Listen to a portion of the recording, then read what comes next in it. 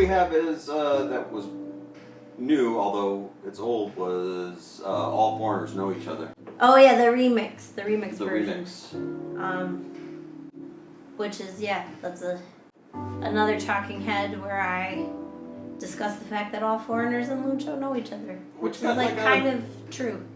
It's an annoying thing to admit is true, but it is. It's interesting because between Facebook and our channel, it got an interesting, because I don't think anyone's ever seen it before. It was in the middle of Mega Short, so it was like 8 minutes into a 20-minute video or something like that. Yeah. So probably no one's ever watched it. And it got a decent amount of comments that were like all over the place. Whether it's just thumbs up that people thought it was funny and true. Yeah. To other people that was like offended by it, or people that. I'm talking situationally about my city and the people I know. Yeah. You can't be offended by my experience. Yeah, there were people. This is why I've stopped reading the comments. Or someone that thought that they didn't understand the point at all and said like, well, maybe have you tried like talking to local Chinese people and not hanging out with foreigners? Like, I just that was the I wrote back that like I'm glad you were able to arrive somewhere near the point. The way that people just don't pay attention to like what they're watching, listening to. Well, I think it's hard with talking about specific China topics. Everybody who has had a China experience brings their own baggage to whatever that conversation is, because there's such a bigger conversation about like if you're a foreigner, do you engage with local people at all, or do you kind of cocoon yourself away with other expats, or do you snobbishly not hang out with other expats? Mm-hmm. Like there's so much personal stuff that people bring to those topics specifically that it is maybe like it's hard for them to hear exactly what they're saying over the noise of what they think that we're saying, and that the debate that they already want to have with us based on the title. Yeah. Which is kind of why I prefer to step away from those topics and move into these weirder areas. Yeah. Or like with your character who is engaging with these like so-called China hot button topics and taking it in like such an extreme. Are in your city? Yeah. Oh boy. Well, but I mean, like, so I kind of had a thoughtful but real engagement with the idea of like living abroad where other foreigners are, and like how what that relationship is like, which is for some people a contentious idea. Whereas your character would make something up about like, I don't know, making stink bombs and hiding them in swimming pools or something. Like your character takes it off in such a ridiculous direction that even if you come in spoiling for this fight, you're like, if you want to have that fight and you're either disappointed because you don't get to because this is obviously silly, or you're like kind of diffused by the humor of it and you're like, ah. Right. Well, that's what people do when they think something's funny. It's no longer. But like if people want to fight with you based on what your title is, I don't think they necessarily listen to what you're saying. Yeah. Well, and that's the devil in YouTube, that you have to title something for something to click on it because they're clicking on it deliberately because they want to fight with it. Yeah. And then when you're like, gotcha, it's about this, then they're upset about that, and then they want to tell you the entire story about something completely that you probably even agree with or something. Yeah, the idea that like. Yeah, you say in the video that there's only a few of us in our little town, and I mean this guy in particular, I don't remember his name and I wouldn't say it, but it was somebody who's been all around China. Yeah. And he's got hats on and he's standing in monasteries and everything like that, and he's around Chinese friends, and he's probably I want to say like most people are like in Beijing or Shanghai or something, and you're like, our point is there are no foreigners where we live, and we're fine with that. That's the context of the video. Right. So for you to like actually be like somehow upset and thinking that like what that we're dying to find other foreigners. Like, that's our point, is that we're perfectly cool with it.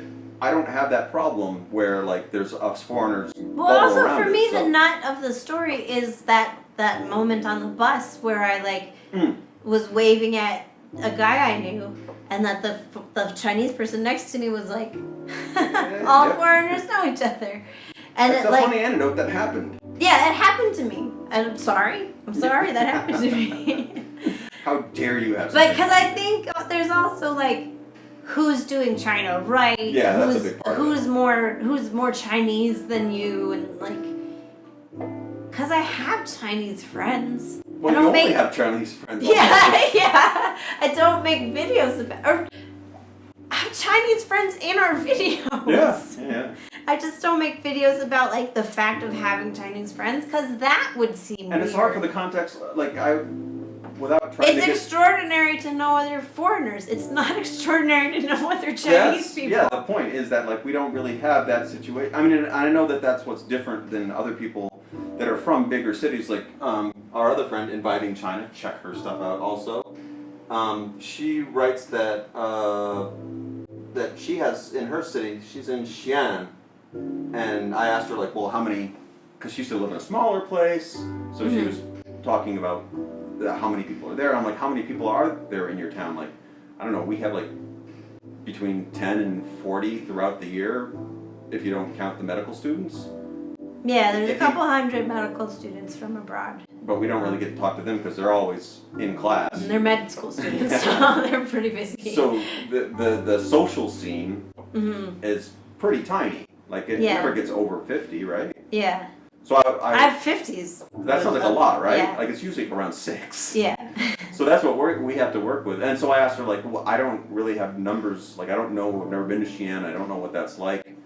How many people do you have? Like, do you have like 100 foreigners? Do you have 1,000? Do you have more? And she's like, oh, we've got thousands. And depending on like what time of year too, because you've got lots of universities and stuff apparently. So like when people are seeing what we're talking about of like, oh my God, there's 6 foreigners in town, and we see each other occasionally. Right. They're measuring it against the like, I go to Emilykhulme's pub, every Tuesday, and there's 100 foreigners like in my booth by myself.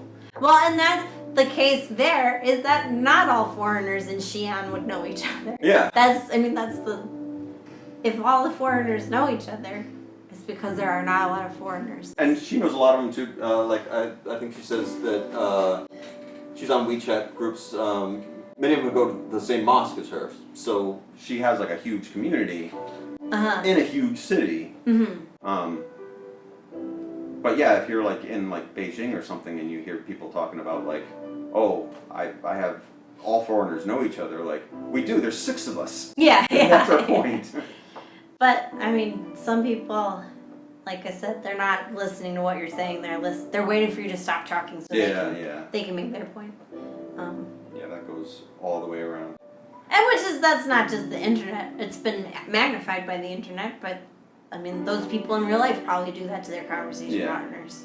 Then there's another person who we've talked about before, we've covered before, Fireplace, asks, he's an American, also on YouTube, awesome stuff, check it out, he asked, he first wrote, but how? And I was like, but how what? How we're part of the problem? The way that you ended it, I wasn't quite sure what he meant, but he writes... Oh yeah, because I end the video by saying that all foreigners know each other. I'm part of the problem that Chinese people think all foreigners know each other. That was like a cheeky little joke. Yeah. So he just wrote, but how? And I got nervous of like, oh, how are we part of the problem?